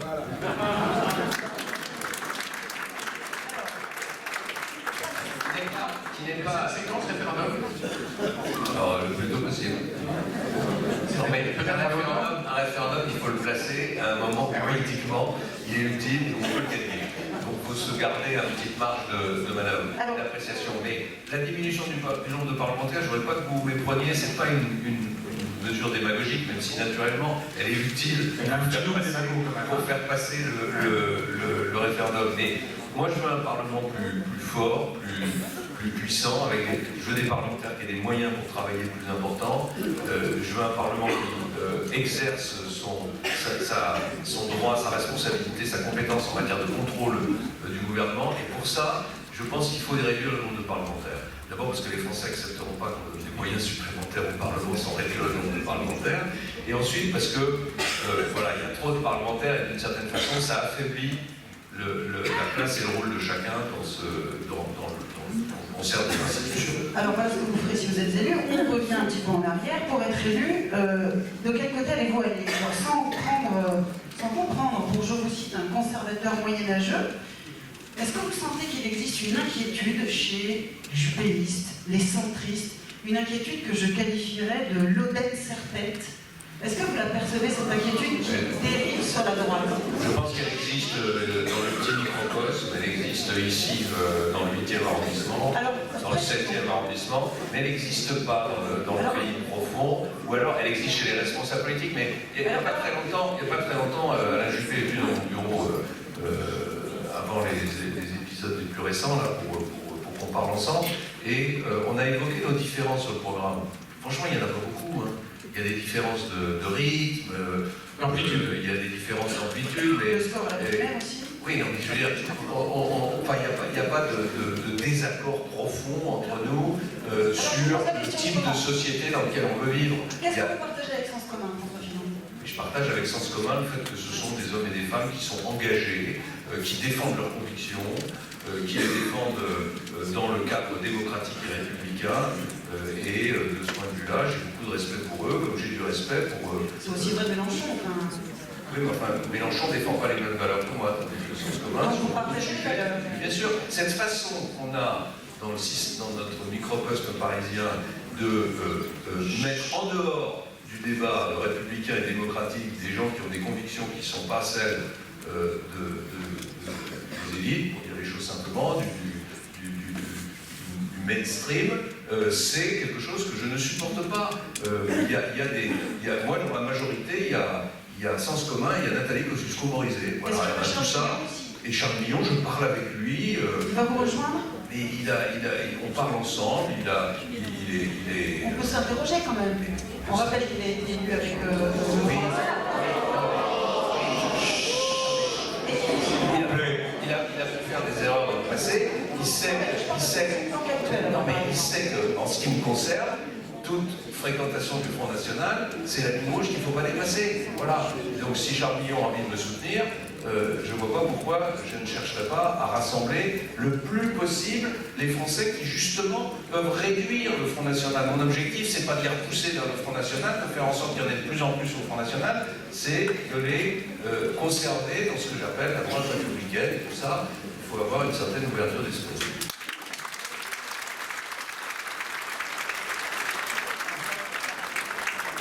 François Hollande qui fait un tour de France et qui, pour l'instant, n'arrive pas à intéresser beaucoup de la presse et de l'opinion publique, va, paraît-il, s'exprimer samedi prochain et, une fois la liste définitive des candidats établie par le Conseil constitutionnel, donner un certain nombre de grandes lignes, je ne sais pas si on peut appeler ça des recommandations.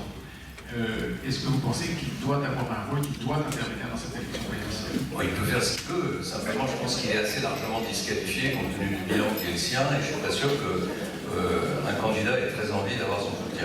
En soutien, vous espérez qu'il soutienne Emmanuel Macron, c'est bien ça? C'est vous qui l'avez dit. C'est vous qui pensez. Non, mais enfin, il faut reconnaître que ce quinquennat aura été calamiteux et qu'un président de la République qui se retrouve dans une situation où il n'est pas en situation de se représenter, c'est pas qu'il ne souhaitait pas se représenter, il n'est pas en situation de se représenter, c'est inédit depuis le début de la Ve République. Voilà, c'est la réalité de la situation politique de notre pays. Et s'il y a autant de tensions aujourd'hui, s'il y a autant de désordre, ma conviction, c'est que c'est pour une large part parce qu'il n'y a pas d'autorité à la tête de l'État depuis 5 ans.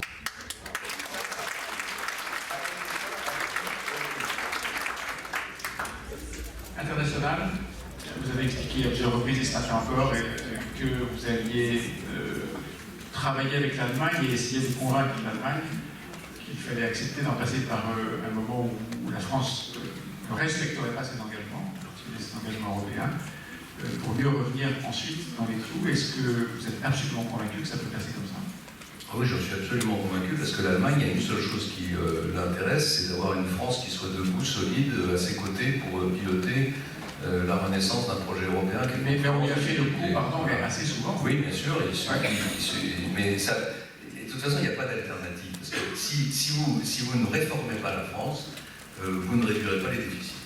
Vous pouvez toujours essayer de prendre l'engagement de passer en dessous de 3% de déficit sans réforme, vous n'y arriverez pas. Et les Allemands, ils le savent très bien. Donc ils n'ont aucune confiance dans ceux qui leur disent que sans réforme structurelle, on va réduire les déficits en France. Ils savent parfaitement que pour réduire les déficits, il faut un choc de compétitivité. Le choc de compétitivité, c'est quoi? C'est 40 milliards de baisse de charges et d'impôts pour les entreprises, qui viendront s'ajouter au CICE, donc c'est 60 milliards en réalité de baisse de charges, qui nous mettront presque au niveau allemand, encore un peu au-dessus. Le choc de compétitivité, c'est la réforme de la fiscalité de l'investissement que je proposais tout à l'heure, parce que s'il n'y a pas d'investissement, il n'y a pas d'activité, il n'y a pas d'emploi.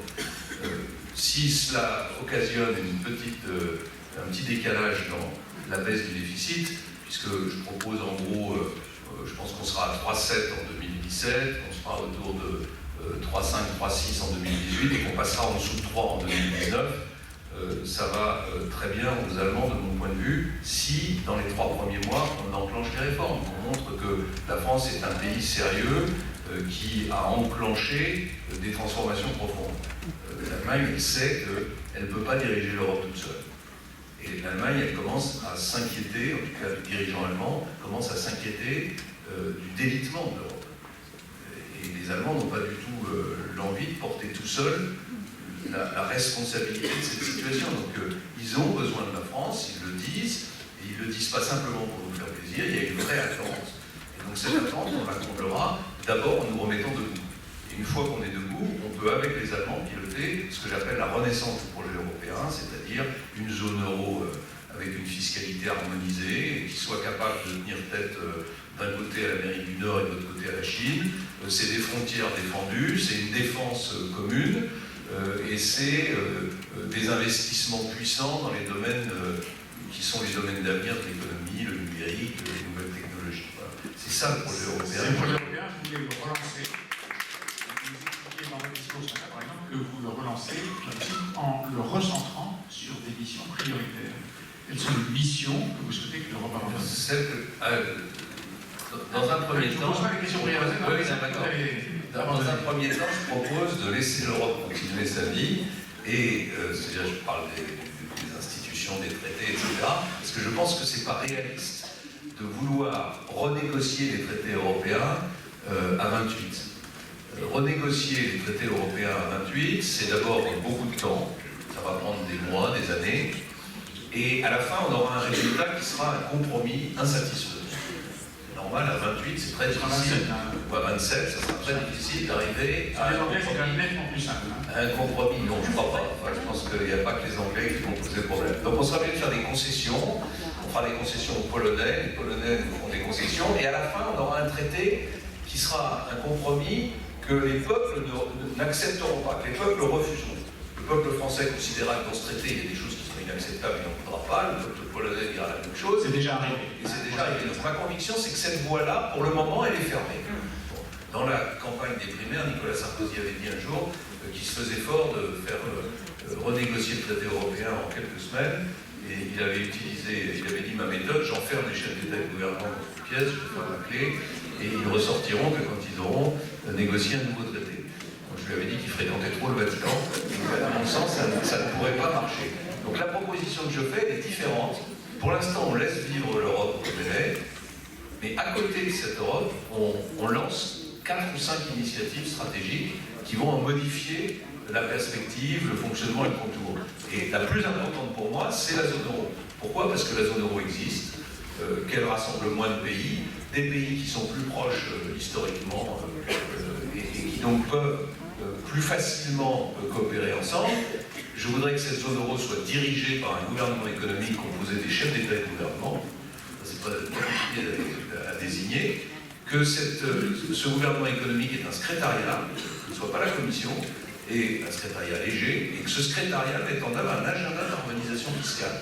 5 ans pour harmoniser la fiscalité des entreprises, 10 ans pour harmoniser la fiscalité des ménages. Et là, on enclenche une transformation profonde, puissante de la zone euro, et à terme, l'objectif que je veux qu'on se fixe, c'est d'avoir une monnaie européenne qui soit une monnaie internationale. Et pour avoir une monnaie internationale, il faut qu'elle soit assise sur une zone qui soit fiscalement harmonisée. Et le jour où on aura une monnaie internationale, c'est du long terme, j'en suis parfaitement convaincu, mais si on ne commence pas aujourd'hui, on n'y arrivera pas. Le jour où on aura une monnaie internationale, on aura une Europe qui sera plus souveraine, plus indépendante. On pourra dire non aux États-Unis quand ils imposent à travers le dollar la législation américaine à toutes les entreprises du monde, et on pourra en tout cas résister à des Chinois qui vont mettre en place une monnaie convertible. Et quand ils auront mis en place cette monnaie, ils nous obligeront à utiliser leur monnaie dans les échanges internationaux, en tout cas dans les échanges avec la Chine. Donc on va se retrouver, si on ne fait pas ça, coincé entre un dollar qui reste la monnaie de référence et une monnaie chinoise qui demain deviendra une monnaie puissante. Je pense que l'objectif qu'on avait en mettant en place l'euro, je ne suis pas peut-être pour au début, mais au moins que cet objectif soit atteint, c'était bien d'avoir une monnaie internationale qui assure l'indépendance et la souveraineté de l'Europe. Et donc, quelles sont ces missions de l'Europe que vous abandonnez? J'abandonne pour l'instant, je la laisse fonctionner.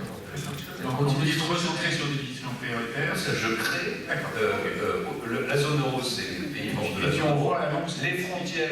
Les frontières, moi je crée un cahier des charges des frontières européennes, c'est-à-dire que j'explique comment les frontières européennes doivent être protégées, défendues, à quel cahier des charges elles doivent répondre. Et ensuite, les États qui acceptent ce cahier des charges rentrent dans le traité de Schengen. Ceux qui n'acceptent pas, ils restent en dehors de Schengen. François Fillon, est-ce qu'aujourd'hui la Turquie est un pays dangereux ou devient un pays dont la politique... D'abord, ce n'est pas un pays européen.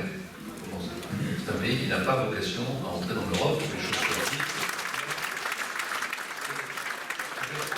Respecter le peuple turc et la nation turque que de reconnaître, que de dire aujourd'hui aux Turcs que cette négociation qui dure depuis presque 30 ans est une impasse et qu'il faut mieux le reconnaître et s'engager dans un autre type de dialogue avec la Turquie. Après, c'est pas la Turquie qui est dangereuse, c'est son gouvernement, c'est en particulier M. Erdogan qui se conduit aujourd'hui de façon de plus en plus irrationnelle, dangereuse, autoritaire, et qui fait peser une menace sur les équilibres de cette région. Donc voilà, la Turquie, c'est une nation qui survivra à M. Erdogan.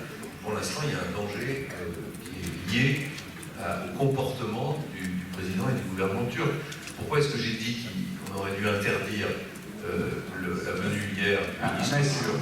Je n'ai pas dit qu'il fallait interdire les réunions des Turcs qui vivent en France, qui peuvent se réunir. Cette liberté de réunion, elle existe, et ce serait complètement idiot de leur interdire de se réunir.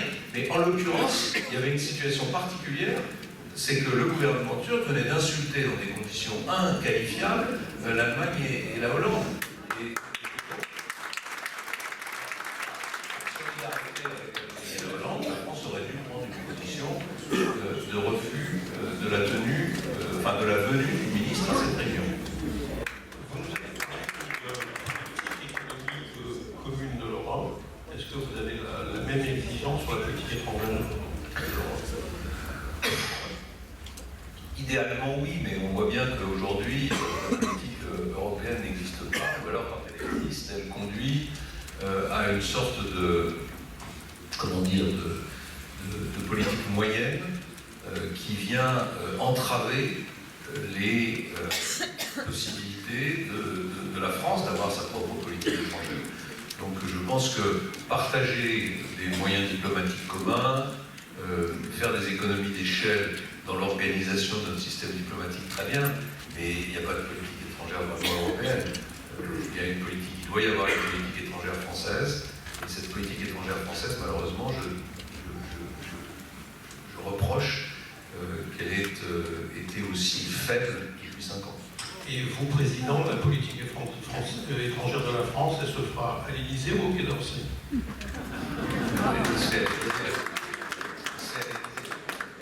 C'est le chef de l'État qui est le responsable de la politique étrangère. Le ministre des Affaires étrangères, il est là pour la mettre en œuvre. Un collaborateur. Non, le président Giscard d'Estaing me dit toujours, quand je le rencontre, qu'il faut choisir comme ministre des Affaires étrangères l'ambassadeur le plus gradé dans la carrière. Voilà. Je n'ai pas dit que c'était mon choix. Mais le ministre des Affaires étrangères, s'il y a vraiment un domaine qui est réservé, c'est bien celui de la politique étrangère. D'ailleurs, c'est compréhensible, c'est le chef de l'État, avec la légitimité démocratique qui est la sienne, qui doit conduire la politique étrangère du pays. Alors, vous, Président, comment est-ce que vous qualifierez les relations que vous voulez établir avec Israël?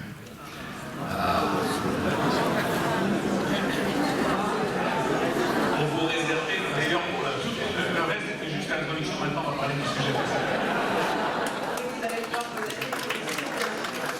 Bon, ma position n'est pas du tout originale, c'est une position très classique que j'ai toujours défendue. Israël doit être défendu par la France parce que c'est un État démocratique, parce que Israël est menacé par la plupart des États de la région, et donc la sécurité d'Israël est un bien commun qui doit être protégé par tous les États démocratiques.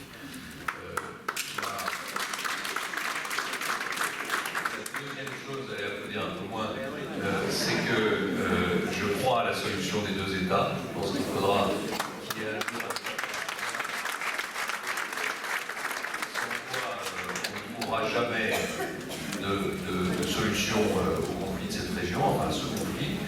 La troisième chose que je vais dire, vous applaudirez plus, c'est que la création de cet État palestinien ne peut procéder que d'un accord d'Israël et des Palestiniens.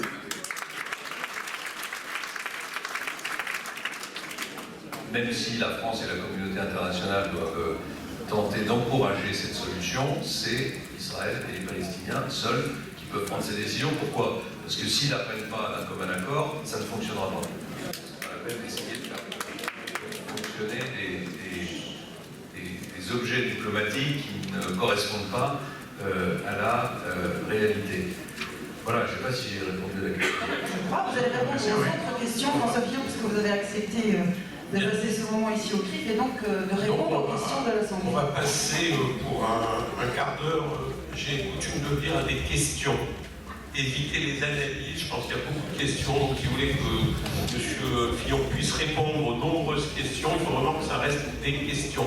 Alors, vous noterez que cette fois, la formule a changé, il n'y a pas de micro dans les allées, on vous fera passer un micro à chaque fois. Monsieur Fillon, bonsoir, merci d'être l'invité des années du CRIF. Je voulais vous poser la question suivante. En quoi, selon vous, les valeurs du judaïsme peuvent-elles être un enrichissement pour la France? Parce qu'elles font partie de l'histoire commune, parce que le judaïsme est présent en France depuis des temps immémoriaux, que les Juifs ont très largement participé à la construction de la nation française, qu'ils ont une responsabilité dans cette culture commune que j'évoquais tout à l'heure, et que leurs valeurs sont les nôtres, si je peux me permettre de m'approprier les valeurs du judaïsme. Une autre question?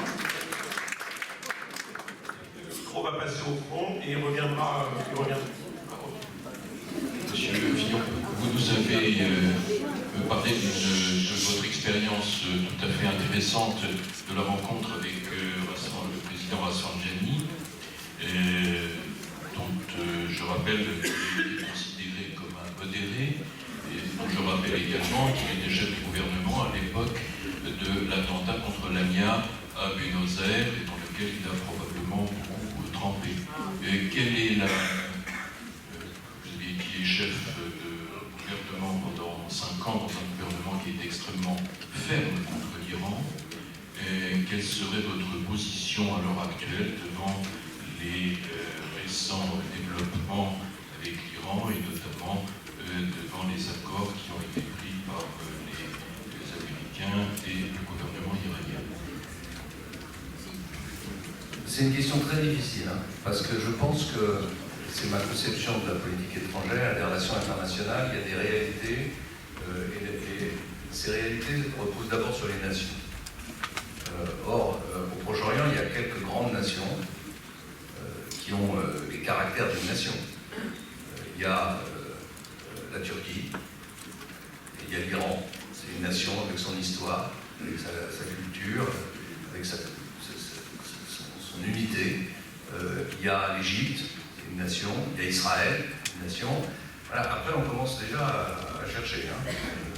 Les autres constructions sont des constructions récentes, liées à la colonisation, liées à des décisions prises par les Occidentaux, et on voit que l'Irak, c'est pas une nation. La Syrie, c'est un peu plus compliqué, mais enfin... Et donc ça veut dire quoi? Ça veut dire que vous n'arriverez pas, à long terme, à trouver des équilibres et des solutions pour construire la paix dans cette région si vous ignorez ces nations. Ça ne veut pas dire pour autant qu'il faut accepter leur comportement.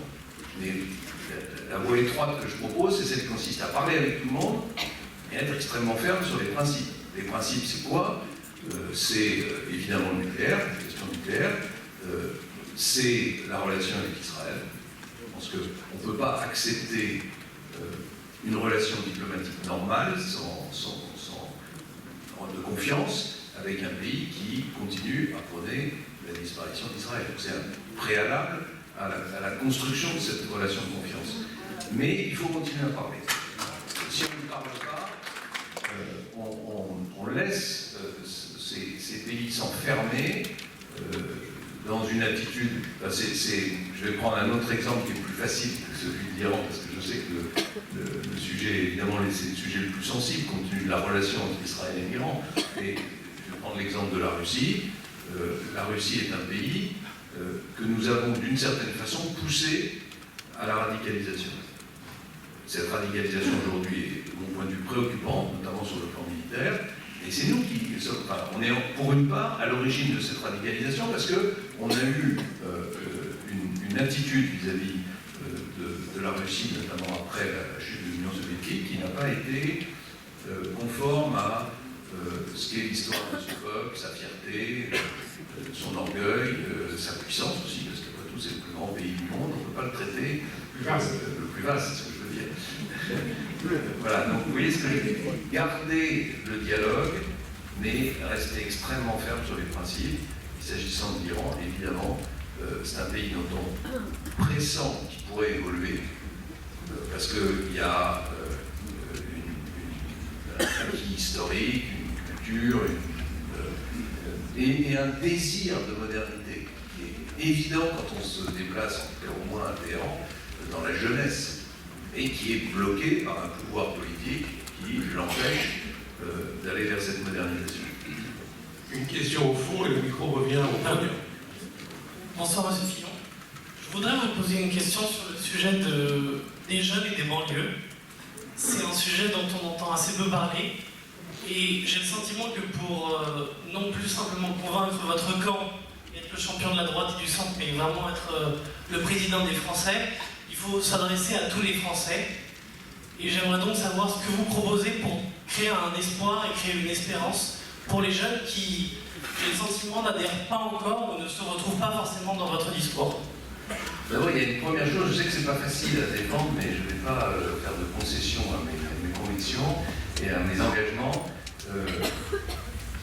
Si on ne redonne pas de l'espoir en termes économiques, en termes d'emploi à notre pays, on n'arrivera à rien du tout. Je ne veux pas dire que c'est parce que les jeunes n'ont pas d'emploi qu'ils rejettent la société et qu'ils, pour certains d'entre eux, dérivent, mais enfin, c'est quand même une raison, c'est une des raisons.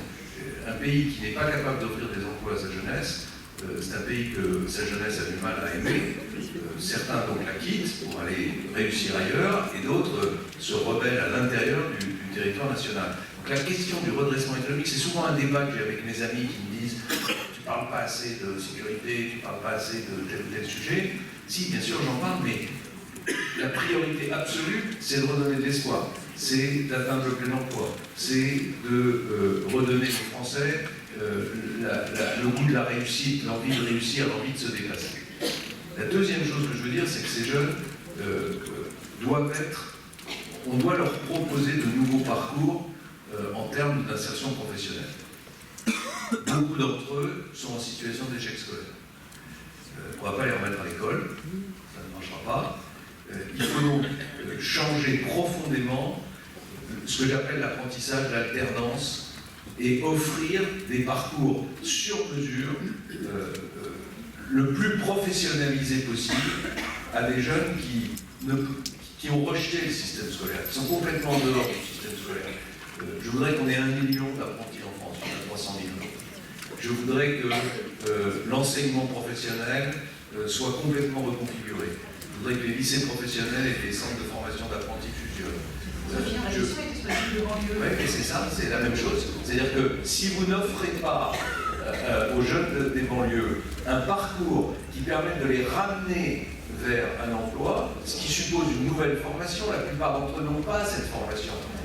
Ils ont, à cause de l'échec du système scolaire, ils n'ont pas les outils, ils n'ont pas les armes qui sont nécessaires pour s'insérer dans la vie professionnelle. Et donc il faut changer, il faut leur offrir des parcours d'insertion à travers l'alternance où les entreprises, les professionnels, les métiers soient complètement impliqués.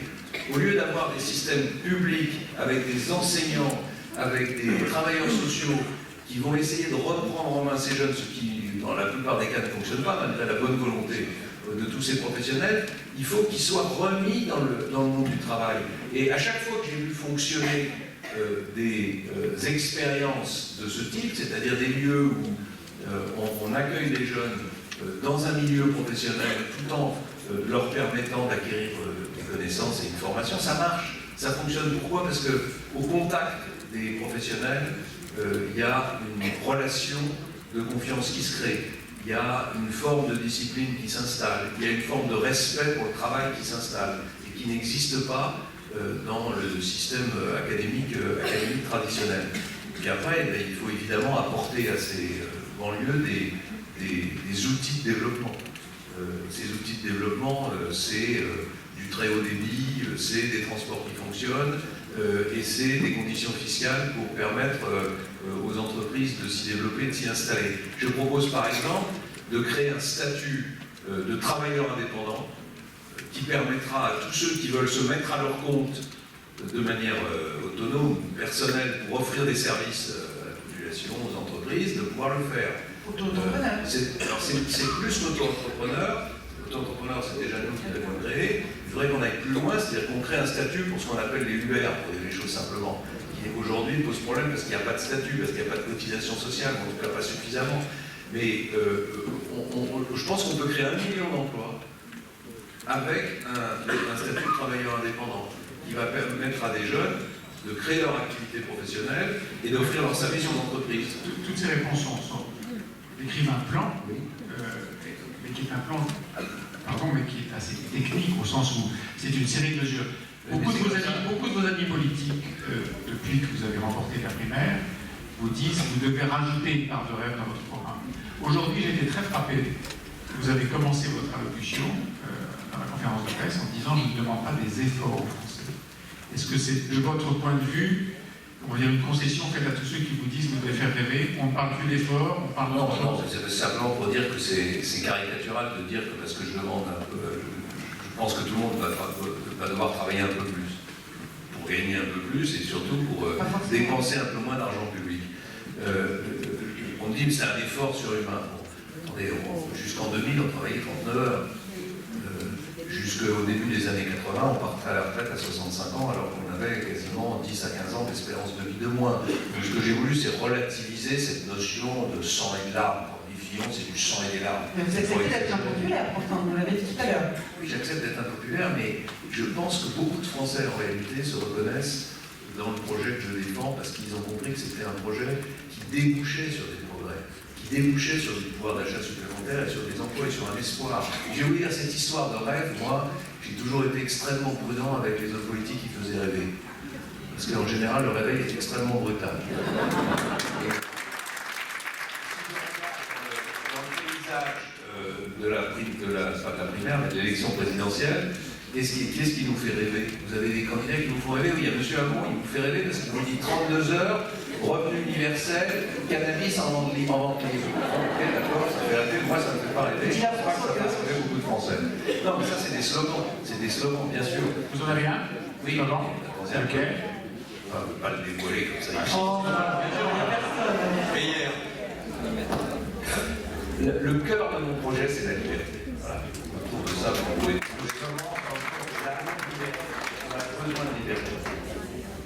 François, moi, je ne suis pas, c'est pas une question tout à fait objective, parce que je suis député DI, j'ai décidé après le premier tour de soutenir François Fillon, comme certaines jurées, notamment, la conviction que François Fillon est vraiment le meilleur candidat pour la France. Alors je voudrais revenir à une question qui me tient très à cœur. Je suis représentant notamment, au-delà des franco-turcs, on parlait de la Turquie, mais des franco-israéliens, et une question qui est centrale, pas simplement chez les Français juifs, pas simplement chez les amis d'Israël, mais pour tous les Français pris de vérité.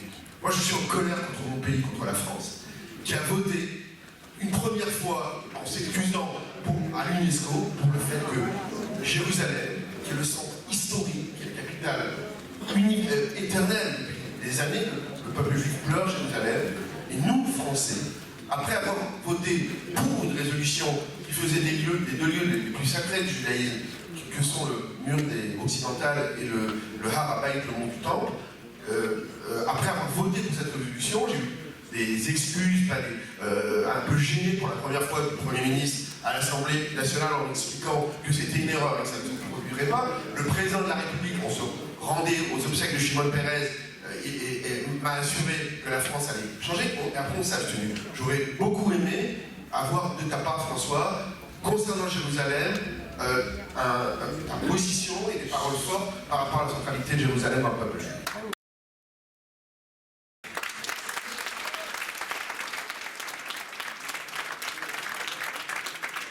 J'ai pris position au moment où la France a voté cette résolution de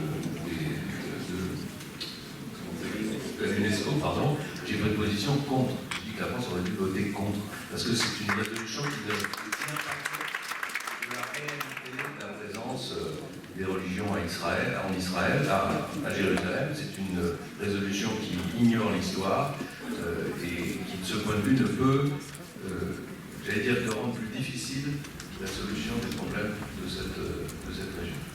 Donc je suis contre. Même les bonnes choses ont toujours une fin. Donc, avec la permission de M. Fillon, peut-être deux dernières questions. Alors, une dame peut-être là-bas, on entend une voix féminine, voilà.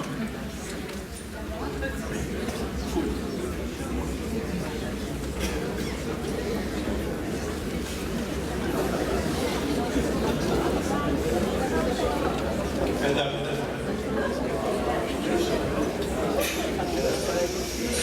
Merci.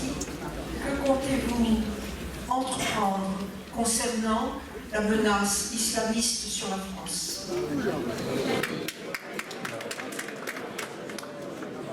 Plusieurs choses. D'abord, j'ai dit tout à l'heure qu'il faut... il y a pour moi une menace que j'appelle la menace du totalitarisme islamique sur une partie du monde. Cette menace, elle ne peut être combattue que par une alliance très large.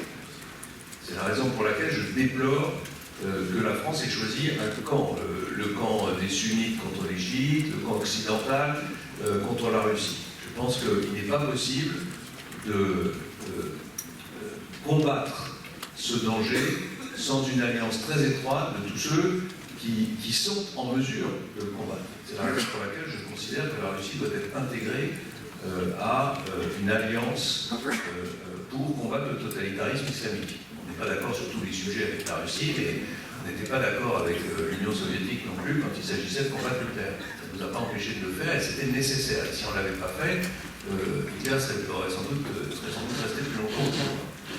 La deuxième chose que je dis, c'est qu'il faut il faut être beaucoup plus ferme dans la lutte contre tous ceux qui vont mener le combat contre nous, notamment en Syrie et en Irak. Et je propose un certain nombre de mesures très simples qu'il suffit d'appliquer, qui ne demandent pas d'ailleurs d'évolution de la législation française. Premièrement, depuis le Front populaire, il existe une loi qui permet de retirer la nationalité française à tout Français qui retourne les armes contre son pays.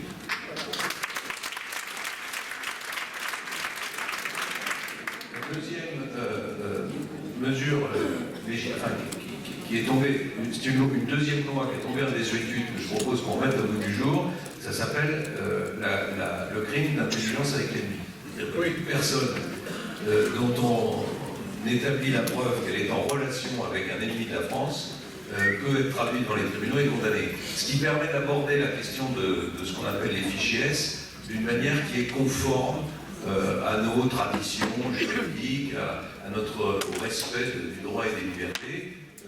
Il suffit simplement, quand on mène une enquête sur quelqu'un et qu'on a la conviction que cette personne est en relation avec notre adversaire, c'est-à-dire avec l'État islamique ou avec n'importe quel autre mouvement poursuivant les mêmes objectifs, on peut l'arrêter et la passer en jugement.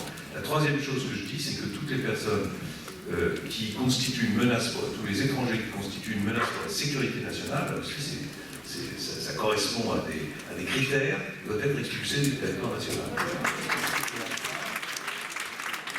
Et enfin, je pense que nos concitoyens, nos amis musulmans, nos concitoyens d'origine musulmane, de religion musulmane, partageront cette proposition.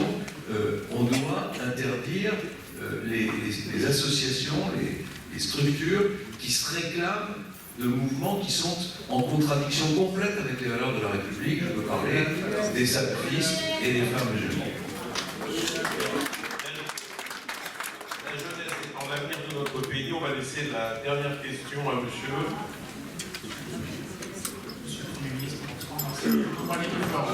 Monsieur le Premier ministre, bonsoir, merci à vous. Je voulais vous poser une question qui émergeait dans la salle en ce qui concerne le BDS et votre positionnement sur la thématique-là. Ce boycott qui est contraire aux règles internationales, qui est contraire aux principes qui sont les nôtres. Donc je suis totalement contre et je condamne tout boycott.